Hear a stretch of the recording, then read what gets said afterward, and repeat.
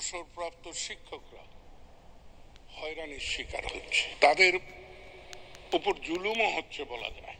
রাষ্ট্র অবসরপ্রাপ্ত শিক্ষকদের অবসর ভাতা দেওয়ার একটি কমিটি করেছে এবং অবসরপ্রাপ্ত শিক্ষকদের শিক্ষা কল্যাণ ট্রাস্ট করেছে। কিন্তু দুর্ভাগ্যজনক হল অবসরপ্রাপ্ত শিক্ষকরা হয়রানির শিকার হচ্ছে। 2 বছর 3 বছর অবসরে যাওয়ার পরও তারা তাদের যে সুবিধাটি পাওয়ার কথা রাষ্ট্রের কাছ থেকে সেটি পেতে ব্যর্থ হচ্ছে। শুধু ব্যর্থ হচ্ছে তাই নয়, তাদের উপর জুলুমও হচ্ছে বলা যায়। ব্যাপারটি এইরকম, অনলাইনে তাদেরকে আবেদন করতে বলা হয়। আবেদন করার পর তারা যখন ঘুরোঘুরি শুরু করে তখন বলা হয় যে আমরা পাইনি, এই তথ্যটি আমাদের কাছে আসেনি, নতুন করে কাগজ দিন। এটি যখন বহু মানুষ আমার কাছে অভিযোগ করার পর, বহু অবসরপ্রাপ্ত শিক্ষয়িত্রীরা অভিযোগ করার পর, আমি আজকে সকাল 10টার থেকে 12টা পর্যন্ত এই ট্রাস্টের এবং অবসরপ্রাপ্ত ভাতা দানকারী প্রতিষ্ঠানের ডিজির সঙ্গে টেলিফোনে চেষ্টা করে ব্যর্থ হই।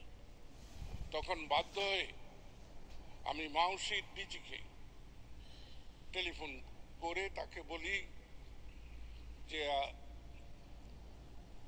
আপনি একটু ব্যবস্থা করুন, ওদেরকে বলুন যে আমি কথা বলতে চাই।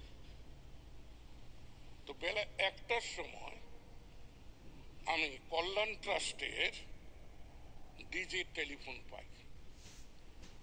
তিনি বলেন যে এগুলো অনেক জটিল ব্যাপার হয়ে গিয়েছে আর আমরা একটু পলায়নী মনোভাব দেখাচ্ছি,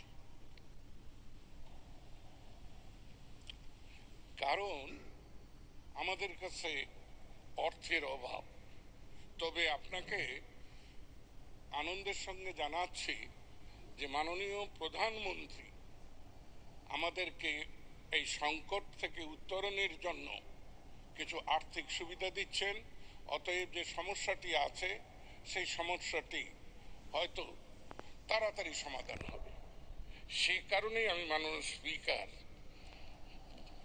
আজকের এই পয়েন্ট অফ অর্ডারে দাঁড়িয়েছি যে এই সংসদে একটা সিদ্ধান্ত নেওয়া হোক, যারা অবসরে গিয়েছে তারা বয়স্ক শিক্ষক এবং নারী শিক্ষক যারা, তাদের পক্ষে প্রত্যন্ত গ্রাম থেকে ঢাকা শহরে এসে এই মেট্রোপোলে এসে তাদের তদবির করা সবসময় সম্ভব হয় না। সেজন্য এই ভাতা বা কল্যাণ ট্রাস্টের যে দান, এটি যেন সহজে অবসরপ্রাপ্ত শিক্ষকরা পেতে পারে, সেজন্য আমি মাননীয় স্পিকার আপনার মাধ্যমে এই সংসদের নেতা, রাষ্ট্রনায়ক প্রধানমন্ত্রী শেখ হাসিনার কাছে বিনীতভাবে অনুরোধ জানাচ্ছি।